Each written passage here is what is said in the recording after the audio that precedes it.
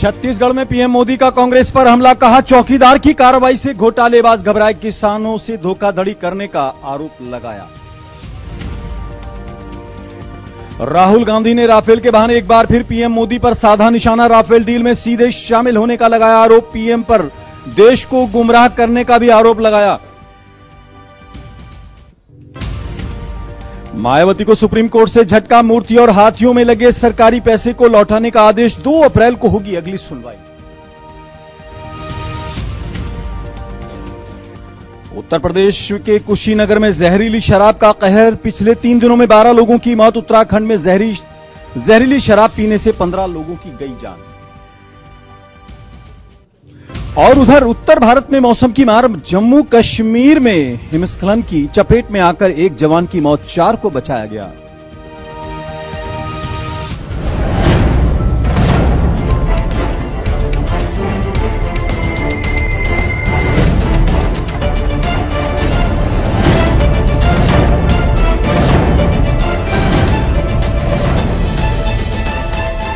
नमस्कार, जेके 24/7 न्यूज के खास प्रोग्राम दो के पंच में आपका स्वागत है। मैं हूं आजाद खालिद, आपका मेजबान, और लेकर हाजिर हूं दो का पंच यानी 5 खबरों का वो बुलेटिन जो अब तक की इन 5 खबरों को लेकर आपके सामने पेश किया जाता है और अपने रिपोर्टर्स और प्रोड्यूसर्स को जोड़कर आपको वो तमाम ग्राउंड जीरो की रिपोर्ट्स आप तक पहुंचाने की कोशिश की जाती है जिनको आप जानना चाहते हैं। आज जिन 5 खबरों को लेकर हम हाजिर हैं उसमें सबसे पहले बात करेंगे राहुल गांधी के उस हमले की जो लगातार वो बीजेपी पर, पीएम मोदी पर करते आ रहे हैं। उसके अलावा फिर हम बात करेंगे पीएम मोदी के उस हमले की, बल्कि कहा जाए उस पलटवार की जो लगातार कल से पीएम मोदी ने तेज कर दिया है। चाहे पार्लियामेंट के अंदर लगभग 1.5 घंटे तक कांग्रेस की बखियां उधेड़ने की बात हो या फिर आज के बयानों की बात हो। उसके अलावा हम बात करेंगे मायावती और तेजस्वी यादव की, दोनों को झटका लगाया अदालत से। मायावती से कहा गया है कि जो सरकारी पैसा आपने खर्च किया था मूर्तियों पर वो लौटाइए, और तेजस्वी को कहा गया कि बंगला खाली कीजिए। इसके अलावा हम बात करेंगे उस शराब की जो अक्सर नशे के साथ साथ मौत की वजह बन जाती है, और हालांकि इस पर कई बड़े फैसले भी आ चुके हैं। योगी आदित्यनाथ ने तो बाकायदा फांसी तक के प्रावधान की बात की थी 2017 में। 2 साल हो गए, किसको फांसी हुई अब तक, इस पर भी बात करेंगे और चर्चा करेंगे जहरीली शराब के कहर की। और उसके अलावा बात करेंगे जो बर्फबारी की और उसमें जवान भी फंसे हुए हैं, मौसम की मार की बात करेंगे। लेकिन सबसे पहले आपको लिए चलते हैं राफेल बनाम सरकार और खानदान और परिवार नंबर 1 बनाम एक तरह से नामदार और चौकीदार। राहुल गांधी ने बाकायदा बीजेपी पर, पीएम मोदी पर हमला किया है, सवाल उठाए हैं। नवदीप छाबड़ा हमारे साथ रहेंगे, हमारे एग्जीक्यूटिव एडिटर है। नवदीप, 2019 का चुनाव सिर पर है, 2 महीने का वक्त बचा है, सबने अपने अपने हथियार तेज कर ली है, जबानी बयान जारी हो गए हैं, उनकी इंटेंसिटी बढ़ गई है और कहा जाए तो जिसे कहते हैं मारक क्षमता भी बढ़ाई जा रही है। राहुल लगातार कल से जिस भाषा का इस्तेमाल कर रहे हैं, कल उन्होंने जिस तरह से पीएम मोदी को संबोधित किया, उसके बाद पीएम मोदी ने भी हालांकि जवाब दिया है, लेकिन राहुल आज भी कहीं रुक नहीं रहे, राफेल को लेकर फिर सवाल उठा रहे हैं। देखिए, राफेल को लेकर खाली जो सवाल उठाए जा रहे हैं वो अभी हमने देखा कि आज एक जो अंग्रेजी अखबार में एक रिपोर्ट छपी है उसका हवाला देकर राहुल गांधी ने एक बार फिर निशाना साधा है, क्योंकि राफेल डील में हेराफेरी हुई है या गड़बड़ी हुई है। लेकिन कहीं ना कहीं ये देखना होगा कि जो रिपोर्ट अखबार ने छापी उसमें कहीं पर भी राफेल की कीमत को लेकर कोई जिक्र नहीं है। एक चिट्ठी का हवाला जरूर दिया गया है, साल 2015 की चिट्ठी का, जो उस वक्त वहां के जो रक्षा सचिव थे तत्कालीन, उन्होंने वहां पे जो परिकर थे उनको लिखी थी रक्षा मंत्री को।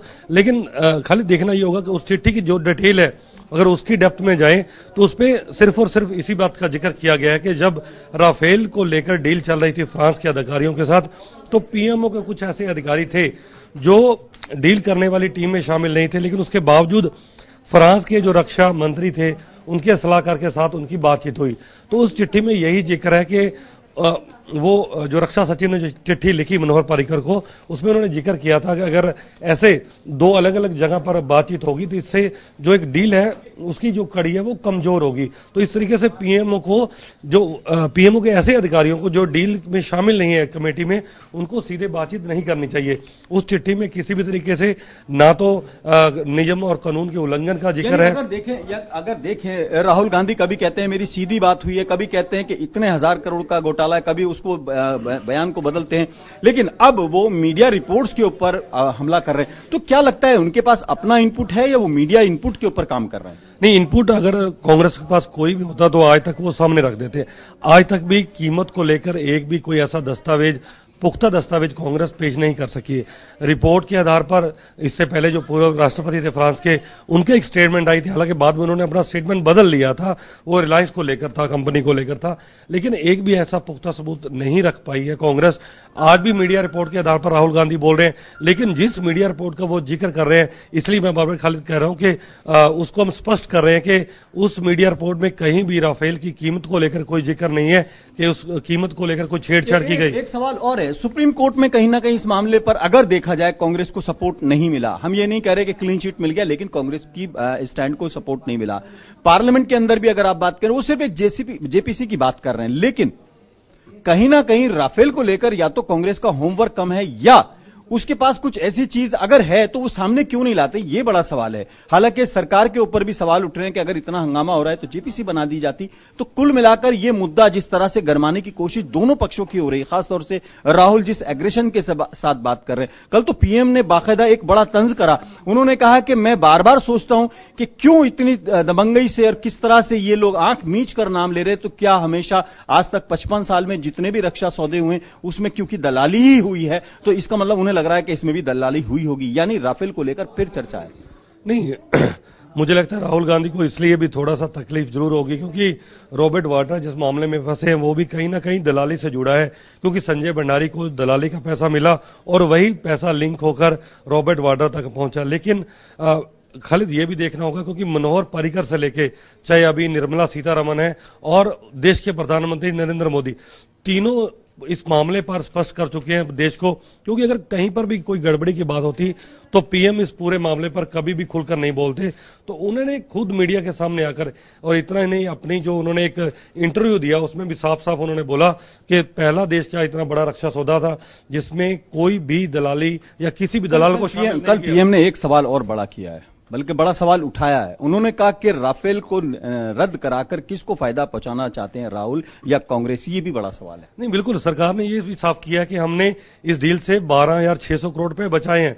हालांकि हमारे पास कोई आंकड़े नहीं है, लेकिन सरकार का यह दावा है। और सबसे बड़ी बात यह है कि अगर देश का प्रधानमंत्री सदन के अंदर खड़े होकर और सुप्रीम कोर्ट के अंदर सरकार पूरी जानकारी दे रही है, तो कहीं ना कहीं कांग्रेस को या तो उनको पुख्ता सबूत देश के सामने रखने चाहिए या फिर चुनाव के समय उनको बार बार राफेल का मुद्दा उठाकर देश को गुमराह नहीं करना चाहिए। नवदीप, मैं थोड़ा सा बनाए रखूंगा आपको, आप रुके रहिए हमारे साथ। जरा दोनों का बयान सुन लेते, खासतौर से राहुल गांधी का बयान क्या है और निर्मला सीतारमण इस पर क्या कह रही है। दोनों बयान सुन लेते, फिर जरा नवदीप से चर्चा करेंगे। प्रधानमंत्री ने स्वयं एयरफोर्स का 30,000 करोड़ रुपए चोरी करके अनिल अंबानी को दिलवाया है। हम ये बात 1 साल से ज्यादा से उठा रहे हैं, मेरे बहुत प्रेस कॉन्फ्रेंसेस हुए हैं। निर्मला सीतारमण ने झूठ बोला, नरेंद्र मोदी ने स्वयं झूठ बोला, 1.5 घंटा मुझसे बातचीत की और अब सच निकलता है। सच्चाई क्या है कि वायुसेना डिफेंस मिनिस्ट्री के लोग कहते हैं, और यहां उनका डॉक्यूमेंट है, कि हिंदुस्तान का प्रधानमंत्री फ्रांस के साथ पैरेलल नेगोशिएशन कर रहा है, और अगर हिंदुस्तान का प्रधानमंत्री हमारी नेगोशिएटिंग टीम से खुश नहीं है तो वो अपनी नेगोशिएटिंग टीम के साथ डायरेक्ट नेगोशिएशन करें। होलैंड जी ने कहा था कि नरेंद्र मोदी हिंदुस्तान के प्रधानमंत्री ने मुझे डायरेक्टली बोला है कि अनिल अंबानी को कॉन्ट्रैक्ट मिलना चाहिए। यह बिल्कुल साबित हो गया है, चौकीदार चोर है। खानदान से नहीं आए तो हम हमारी रेपुटेशन इनके लिए अवेलेबल है, उसको टार्निश करने के लिए, उसकी स्पॉइल करने के लिए। ये बात मैं जुलाई 4 में बोल दिया, मगर आज मैं इतराजजनक मानती हूं कि क्या बोल रहे हैं राहुल जी। एयरफोर्स को पायलट्स, एयरफोर्स का ऑफिसर्स सब देख लो, यही प्रधानमंत्री जी आपको कर रहे हैं। क्या कर रहे हैं, क्या उनके एक्सपेक्टेशन, मतलब क्या है, आखिर उनके मन में क्या है? उनको उत्तेज करना, उनको इस देश की सरकार के खिलाफ खड़े रखने के लिए उनके द्वारा प्रोत्साहन देना, ये हो रही है क्या? यही आप ऑपोजिशन का जिम्मेदारी? बहुत डेंजरस बात। एक तो मैं मान रही हूं कि कांग्रेस ने मल्टीनेशनल कॉरपोरेशन के ये गंदा गली खेल में एक खिलौना बन करके हो गए और उनके बोलचाल सब कुछ, पूछताछ सब कुछ देश के इंटरेस्ट को मन में रखते हुए नहीं हो रही है, ये खेल में भाग ले रहे हैं। गंभीर आरोप हैं। कांग्रेस मल्टीनेशनल जो कॉरपोरेशन है उसके अंदर खिलौना बन चुके हैं और देश के हित को कहीं ना कहीं ध्यान में नहीं रखते। निर्मला सीतारमण कह रही हैं।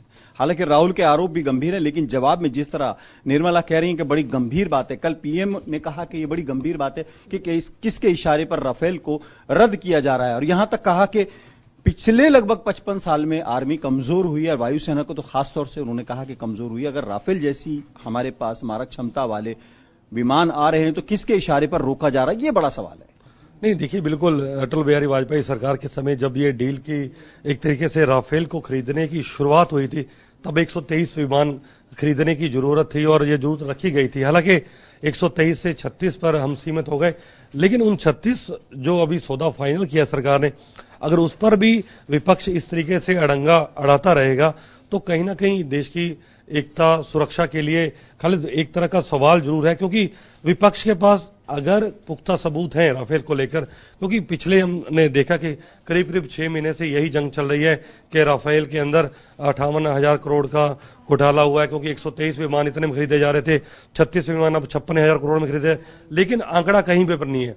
तो किन पेपर्स के आधार पर, किन डॉक्यूमेंट के आधार पर चाहे कांग्रेस दावा कर रही है, क्योंकि सरकार सुप्रीम कोर्ट से लेकर सदन तक जवाब दे चुकी है, लेकिन अब फैसला जो है बार बार इस मुद्दे को नहीं उठाना चाहिए, क्योंकि देश की सुरक्षा जो है वो हमारे लिए अहम है। क्योंकि अगर खास कोई सबूत है, एक लाइन में ऐड करना चाहूंगा, बार बार नहीं उठाना चाहिए, लेकिन मैं कहता हूं बार बार उठाएं, लेकिन सबूतों के साथ उठाएं। बिल्कुल, अगर सबूत नहीं है तो मैं वही कह रहा हूं, जो आज भी जो चिट्ठी एक जारी की है किसी भी मीडिया ने, तो पहले उसकी प्रमाणिकता जो है या पुख्ता जो उसमें जो चीज दी गई है आप उसी को उठाओ। आज भी उन्होंने दरों को लेकर या रेट को लेकर सवाल खड़े किए, लेकिन चिट्ठी में उसमें सिर्फ और सिर्फ डील को लेकर जो बातचीत चल रही थी उसका लेकर जिक्र है, रेट का कोई जिक्र नहीं है उसमें। बहुत बहुत शुक्रिया नवदीप छावड़ा। यानी राफेल को लेकर जो बवाल है उस पर हम चर्चा कर रहे थे। बढ़ते हैं अगली खबर की तरफ, बल्कि कहा जाए तो पीएम मोदी के पलटवार की तरफ। कल राहुल गांधी ने अपने कार्यकर्ताओं को संबोधित करते हुए जिस तरह की भाषा का इस्तेमाल किया था, हालांकि रूटीन था, पीएम मोदी का लास्ट भाषण था संसद के अंदर 16वीं लोकसभा पर, लेकिन लगभग 1.5 घंटे के अंदर पीएम ने कांग्रेस को लगभग जमकर धोया। हालांकि कांग्रेस ने आरोप लगाया था कि आरएसएस जो है संस्थाओं में घुस गई है, और भी तमाम आरोप लगाए थे, लेकिन पीएम ने जिस तरह से जवाब दिया वो जवाब आज भी जारी है। पहले सुन लेते हैं कि पीएम कह क्या रहे हैं, फिर रवि श्रीवास्तव से बात करेंगे।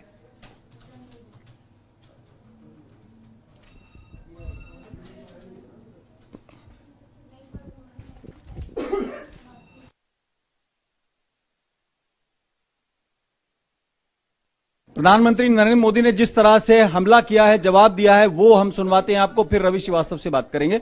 और पीएम ने राहुल गांधी की तमाम बातों का जवाब दिया। छत्तीसगढ़ के अंदर उन्होंने क्या कहा, जरा सुन लेते हैं। कि अगर मिलावटी चीज मैंने खाई तो मेरी शहद को नुकसान होगा कि नहीं होगा, बच्चे बीमार हो जाएंगे कि नहीं हो जाएंगे, घर में भी गरीब आदमी भी अनपढ़ आदमी भी कभी मिलावट को हाथ नहीं लगाता है। 2 पैसा खर्चा ज्यादा होगा तो चलेगा, लेकिन मिलावट का माल बच्चा भी पसंद नहीं करता है। जैसे इंसान की सेहत के लिए, बच्चों की उज्जवल भविष्य के लिए मिलावट गरीब को भी मंजूर नहीं होती है, वैसे देश के लोकतंत्र की सेहत के लिए, देश के विकास की सेहत के लिए देश को भी मिलावट नहीं चाहिए। ये महामिलावट, ये देश को बीमार करने वाली बीमारी का दूसरा नाम है। जी हां, छत्तीसगढ़ के अंदर पीएम मोदी ने महागठबंधन को इशारों में मिलावट का महामिलावट कहा, और कहा कि देश का अनपढ़ से अनपढ़ आदमी भी मिलावट को पसंद नहीं करता है। हमारे साथ सुरजीत कौर रहेंगी छत्तीसगढ़ से, और उसके अलावा रवि श्रीवास्तव रहेंगे दिल्ली से। रवि, एक सवाल, बहुत बड़ा उन्होंने सवाल उठाया और आगाह किया जनता को मिलावट से परहेज करना चाहिए। महागठबंधन को इशारा किया, हालांकि एनडीए में भी बहुत सारे लोग शामिल हैं। देखिए, पीएम मोदी के जो भाषण है ये साफ तौर पर चुनावी भाषण है, क्योंकि आने वाले लोकसभा चुनाव के लिए ऐसा माना जा रहा है कि पीएम मोदी ने अपने हाथों में कमान सौंप ली है और कमान थाम ली है। यही वजह है कि फिर चाहे बंगाल हो या फिर छत्तीसगढ़, आज उनका छत्तीसगढ़ में दौरा था और खूब गरजे। कल भी वो कई, आपने बताया कि 1.5 घंटे तक, हम पूरे देश ने देखा कि 1.5 घंटे तक सदन से उन्होंने कांग्रेस पर हमला बोला और एक एक मुद्दे को लेकर, फिर चाहे गांधी जी की से जोड़कर बाबा राम भीमराव अंबेडकर से जोड़कर, हर मुद्दे से जोड़कर कांग्रेस को घेरने की कोशिश की। राफेल पे बोले, उसके बाद फिर राहुल बोले और फिर मोदी ने छत्तीसगढ़ में हमला बोला। तो कहीं ना कहीं इससे पता लग गया कि चुनावी साल आ गया है और आरोप प्रत्यारोप की जो बातें हैं वो चरम पर है। हर तरफ से हर पार्टी अपनी अपनी पूरी ताकत झोंक रही है। रवि, मैं आपको बनाए रखूंगा। हमारे साथ सुरजीत कौर भी जुड़ गए हैं, संवाददाता हमारे साथ छत्तीसगढ़ से। क्या खास रहा? हालांकि ये तमाम चीजें तो हमने सुन ली हैं कि मिलावट से परहेज करना चाहिए, और क्या कुछ खास रहा? रैली में भीड़ को देखकर क्या लगता है? जी खालिद जी, मैं आपको बताना चाहूंगी कि शुरुआती टाइम में जब प्रधानमंत्री जी के आने के कुछ आधे घंटे पहले तक भीड़ काफी नहीं थी, पर आसपास के लोगों, गांव से लोगों का आना जाना शुरू हुआ और काफी मात्रा में भीड़, लगभग 50,000 की संख्या में लोग थे, जबकि 1 लाख से ज्यादा लोगों को सुनने की आशंका जताई थी यहाँ पर कि काफी ज्यादा पैमाने पे भीड़ शामिल हो सकती है प्रधानमंत्री जी को सुनने में। और मैं आपको बताना चाहूंगी कि काफी सुरजीत, एक सवाल ये बनता है, वहां पर जिस तरह से 15 साल के बाद सत्ता परिवर्तन हुआ, बीजेपी के हाथ से वहां से कमान निकली है कांग्रेस शासन में, शायद ये पहली रैली थी पीएम मोदी की? जी, पहली रैली थी पीएम मोदी की। मैं आपको बताना चाहूंगी कि आम सभा में इस बात को खास तौर पे बताया कि वो प्रधानमंत्री बनते हुए सबसे पहले, सबसे ज्यादा बार रायगढ़ आने का उनका एक रिकॉर्ड रहा है, जिसे उन्होंने वहां पे उल्लेख किया और काफी मात्रा में लोग थे उनको सुनने के लिए और काफी जन सैलाब उमड़ा हुआ था। यानी अगर जैसा कहा जा रहा है वहां पर उन्होंने कहा कि मिलावटी यानी महागठबंधन को उन्होंने निशाने पर लिया है, लेकिन क्या ये वहां पर स्थानीय राजनीति ये सवाल भी उठाने लगी होगी कि क्योंकि एनडीए में भी बहुत सारे लोग मौजूद हैं, चाहे शिवसेना हो चाहे और लोग, हालांकि कुछ लोग चले भी गए, लेकिन फिर भी वहां भी बहुत सारे गठबंधन तो है ही। जी खालिद जी, उन्होंने खास तौर पे इस बात को हाईलाइट किया है कि गठबंधन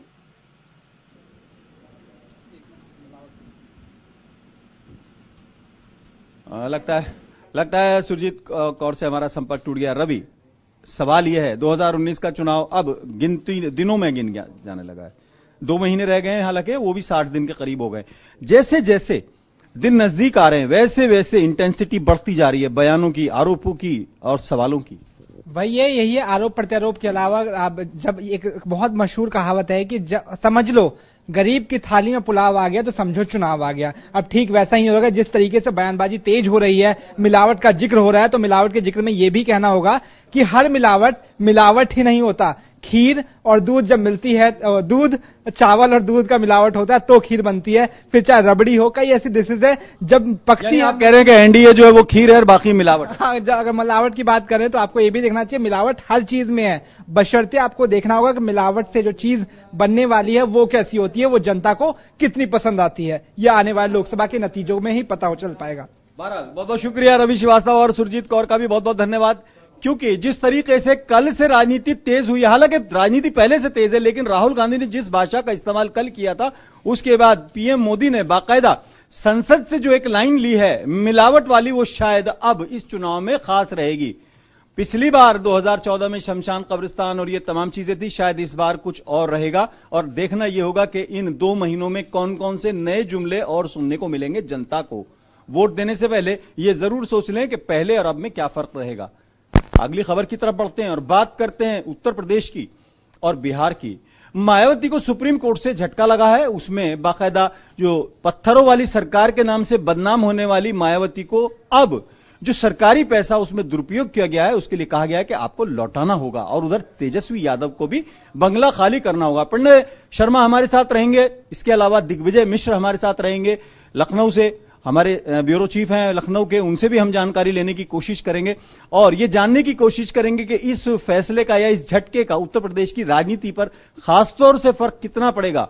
क्योंकि अगर हम आपको याद दिला दें, ये जो मुकदमे हैं, अगर फिलहाल आप किसी भी नजरिए से देखें, लेकिन जो गठबंधन समाजवादी और बसपा में हुआ है, उसी समाजवादी पार्टी सरकार के दौरान ये कंप्लेंट भी हुई थी और ये शिकायतें भी आई थी और पत्थर वाली सरकार भी, पत्थरों वाली बुआजी भी कहा गया था। अब अगर इस फैसले के बाद कितना फर्क पड़ता है या क्या लौटाने में प्रक्रिया होगी, ये देखना होगा। उसके अलावा एक हम आपको बयान भी सुनवाते हैं, इसके बारे में जानकारी जो एडवोकेट हैं वो दे रहे हैं, पहले वो सुन लेते हैं।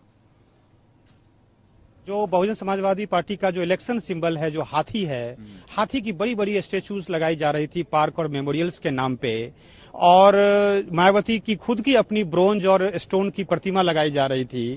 तो इसका जो पब्लिक फंड का मिसयूज हो रहा था, इसको इमीडिएट रोकने का, प्लस इनके खिलाफ क्रिमिनल एक्शन इनिशिएट करने का हमारा पिटीशन रविकांत जी ने फाइल किया था 2009 में। 2009 का पिटीशन 2019 में आ रहा है? 19 में चल रहा है जी। मतलब 10 साल के बाद पिटीशन हियरिंग पे आ रहा है? नहीं, बीच में हियरिंग हुई है। सब क्या हियरिंग हुई थी? बीच में हियरिंग हुई है। स्टेट ऑफ उत्तर प्रदेश ने अपना रिप्लाई फाइल किया।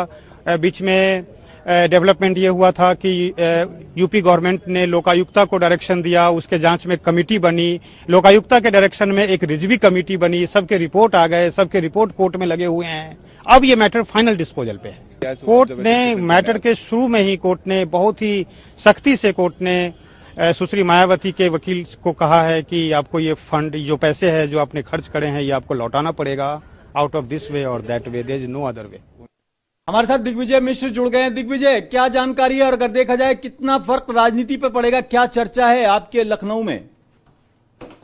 आजाद जी, फर्क अगर देखें तो ये जान लें कि जहां एक सपा और बसपा गठबंधन हुआ है, वहां अखिलेश जी को इस बात से बहुत दुख है कि मायावती के ऊपर स्मारक घोटाले की जांच खुल गई है। उन्होंने कहा कि भाजपा के पास सीबीआई है, ईडी है, जिसका वो दुरुपयोग कर रहा है, जबकि सच्चाई ये है। अखिलेश यादव ये कह रहे हैं तो उनको भी तो याद होना चाहिए, पत्थरों वाली सरकार भी तो वही कहते थे, कंप्लेंट भी तो उनके जमाने में हुई थी।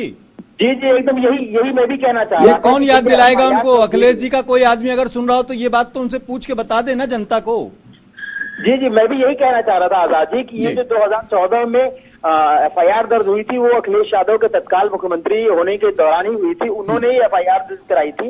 ये मुकदमा जो है वो उन्हीं की देन है। लेकिन आज चूंकि वो महागठबंधन में शामिल है, तो उन्होंने साफ साफ कहा कि जानबूझ करके भी जो है। अच्छा, समय बदल जाता है तो बयान भी बदल जाते हैं।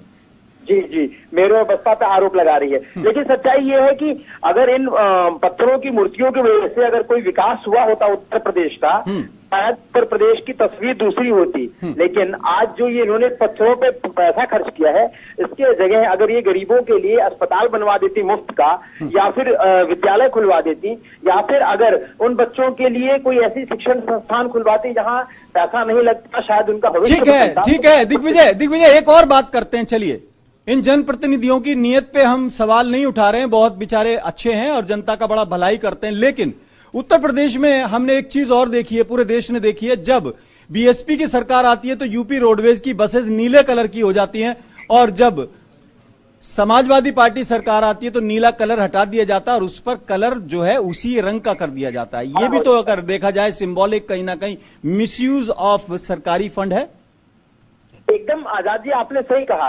अगर हम बिल्डिंगों के, हम बसों की ही नहीं, अगर हम स्मारकों की भी बात करें तो जो स्मारक हैं जो उत्तर प्रदेश की शान है, उन्हें भी रंगवा करके, बोर्डों को रंगवा करके नीला और हरा करा दिया जाता है। नीला बसपा के समय में, हरा समाजवादी के समय में। वैसे ही आज योगी कलर जो है, मतलब योगिया कलर जो है, वो दे दिया गया है भाजपा के समय में। तो निश्चित रूप से ये जो भवन है या जो जितने भी बोर्ड हैं, इनका दुरुपयोग तो हो ही रहा है, साथ में अपना वर्चस्व भी दिखाने का प्रयास है। तो हमारी चूंकि सत्ता में सरकार है, तो हम उसको नीला, हरा और अपने हिसाब से जोगिया कर सकते हैं। लेकिन जनता की अगर बात करें तो जनता को इससे कोई लेना देना नहीं है कि हरा है कि नीला है कि लाल है कि पीला है। मतलब सिर्फ इतना है कि जिस वजह से उन्होंने सरकार को चुना, जिस वजह से सत्ता दी, वो सत्ता। दिग्विजय, एक बस सिर्फ इतना याद दिला दिए यूपी की जनता को, बल्कि देश की जनता को, कि जब योगी आदित्यनाथ आए तो अब भगवा कलर हो गया है, और जब बीएसपी आती है तो नीला कलर हो जाता है, या हाथी बना के खड़े कर दिए जाते हैं क्योंकि वो चुनाव चिन्ह है। और अगर आप बात करें समाजवादी पार्टी की तो यूपी बस जो रोडवेज है उसका कलर समाजवादी पार्टी का हो जाता है। बढ़ते हैं अगली खबर की तरफ और अब बात करते हैं शराब के कहर की, देसी शराब के कहर की, जिसके बारे में कहा जाता है 2017 में योगी आदित्यनाथ सरकार ने कैबिनेट में बाकायदा फांसी का प्रोविजन किया था जो लोग जहरीली शराब का कहीं ना कहीं कारोबार करते होंगे। कई लोग मर गए, लगभग 40 लोगों की मौत हो गई है। जरा इस खबर पे भी हम चर्चा करेंगे और अपने साथ कई संवाददाताओं को जोड़ेंगे। पहले आपको थोड़ा सा सुनवा देते हैं बयान और उसके बाद आपको आगे अपने संवाददाताओं से बात कराएंगे। यहाँ पे तो 4 डेथ की पुष्टि हुई है, इसके अलावा रसवा में 2 की हुई है। बाकी भी हम डिटेल्स निकाल रहे हैं। और कल यहाँ पे एक 13वीं थी जिसमें बहुत से लोग शामिल थे। कुछ बताया जा रहा है जो ऐसे भी थे जो 13वीं में नहीं थे उनकी भी डेथ हुई। तो बहरहाल अभी जो लोग बीमार हैं उनको हम अच्छी से अच्छी जो मेडिकल फैसिलिटीज है वो दे रहे हैं। कुछ लोग सिविल अस्पताल लड़की में हैं, कुछ आरोग्य में हैं, कुछ सहारनपुर में हैं। वहाँ भी हमारी बात हो गई है और पोस्टमार्टम भी यहाँ पे करवाया जा रहा है ताकि पुष्टि हो सके एग्जैक्टली मृत्यु का कारण कर्मों की पुष्टि हो गई। इसके अलावा जो एग्जैक्ट फिगर है वो बाद ही पता पड़ेगा, क्योंकि कुछ लोग सीरियस हैं जो कि हॉस्पिटल्स में भर्ती हैं, कुछ लोग सहारनपुर गए हैं, कुछ लोग रुड़की गए हैं। तो अभी एग्जैक्ट फिगर्स पता कर रहे हैं। सर कितने गांवों का मामला है? देखिए अभी तक 4 गांवों का मामला है। कुछ लोग सहारनपुर के भी हैं जो कि इसमें हैं, लेकिन उनका अभी तक आधिकारिक पुष्टि नहीं हो पाई। हमारे साथ अकरम राव जुड़ गए उत्तराखंड से। अकरम, क्या जानकारी है? लेटेस्ट अरेस्टिंग वगैरह कुछ हुई है? अस्पताल में जितने लोग हैं उनकी हालत क्या है? कल आपको बता दें कि देवभूमि हरिद्वार जिले के झबरेड़ा थाना क्षेत्र के बालूपुर गांव में ग्रामीणों की तहरी में दूर दराज से मेहमान इकट्ठा हुए थे, जिसके बाद वहां शराब का सेवन कुछ लोगों द्वारा किया गया। शराब पीने के बाद उनकी हालत बिगड़ गई और 3 लोगों की मौत हो गई और 3 लोग भर्ती है जिसका इलाज चल रहा है। वहीं आसपास के अगर बिंदु खड़क गांव के 2 और आगोश में शोध में जहाजगढ़ के 2 सगे भाई शराब पीने से मर गए। अकरम, आपके यहाँ जो गंगा का खादर है वहां पर अभी भी अगर देखा जाए हजारों की तादाद में भट्टियां आज भी चल रही हैं। क्या लगता है प्रशासन ने या किसी ने उस पर कार्रवाई की? नहीं, अगर बात की जाए यहाँ पर जहरीली जो शराब है, कच्ची शराब है, वो यहाँ पर आसपास के जितने गांव है सब में चल रहे हैं जो पुलिस की संज्ञान में भी है। यहाँ पर छापे भी होते हैं लेकिन आज तक कोई कार्रवाई नहीं हो पाई। जी बहुत बहुत शुक्रिया अकरम, आप जरा नजर बनाए रखें और खास तौर से इसमें हम आपको बता दें जब शराब बनती है उसके बाद उसमें किक बढ़ाने के लिए जिस केमिकल का इस्तेमाल होता है नौसादर वगैरह का, वही अक्सर इसके लिए मौत की वजह भी बन जाती है। और इसमें अगर देखा जाए यूपी से हमारे साथ हमारे संवाददाता जुड़ने वाले, उनसे भी हम जानकारी लेते हैं कि उत्तर प्रदेश में जहां पर कैबिनेट में बाकायदा जहरीली शराब और खासतौर से इलीगल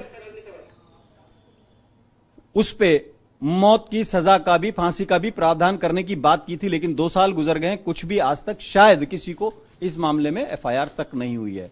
बढ़ते हैं अगली खबर की तरफ और बात करते हैं अब हम उस खबर की जिसको लेकर कहा जा रहा है कि बर्फबारी की वजह से जवान फंसे हुए हैं और कहीं ना कहीं रेस्क्यू ऑपरेशंस चल रहे हैं। सबसे पहले देखते हैं लेटेस्ट हमारे पास जानकारी क्या है, बाइट क्या है ऑफिशियल, वो सुनते हैं और फिर आगे बढ़ते हैं। मौसम, जैसे मौसम विभाग ने पहले ही प्रिडिक्ट किया था, तो बर्फबारी कल शाम से इनफैक्ट मौसम काफी खराब हो चुका है। कल दिन में भी काफी बारिश रही, उस वजह से बहुत जगह रोड ब्लॉकेड्स स्पेशली नोटिस में आई हैं। नेशनल हाईवे के ऊपर भी हमने व्हीकलर मूवमेंट को रिस्ट्रिक्ट कर दिया है ताकि किसी भी तरह का अनटूवर्ड इंसिडेंट ना हो और सिर्फ इमरजेंसी व्हीकल्स को ही हम अलाउ कर रहे हैं। लेकिन हेल्थ इंस्टीट्यूशंस पे सब जगह वर्किंग स्मूथ है, नॉर्मल है, फंक्शनल है। और पावर सिनेरियो थोड़ा सा आज सुबह से खराब हुआ है क्योंकि 33 केवी लाइंस हमारी डिफंक्ट हो गई हैं, स्पेशली भदरवा, गंदो और ठाठरी इलाके में। रेस्टोरेशन के लिए पीडीडी की तरफ से मशीनरी ऑन दी जॉब है और हमें उम्मीद है कि जैसे ही थोड़ा सा मौसम इंप्रूव होता है तो रेस्टोरेशन का काम और तेजी पकड़ेगा। जी हाँ, मौसम का ये कहर था जिसमें जवान भी फंसे हुए हैं लेकिन रेस्क्यू ऑपरेशंस लगातार जारी हैं। दिल्ली एनसीआर में अभी आपने कल देखा होगा कि ओले भी पड़े हैं। सनम एजाज से हम कोशिश कर रहे थे, उनसे हमारा संपर्क नहीं हो पा रहा है। फिलहाल 2 के पंच में आज इतना ही। अपने मेजबान आजाद खालिद को इजाजत दें।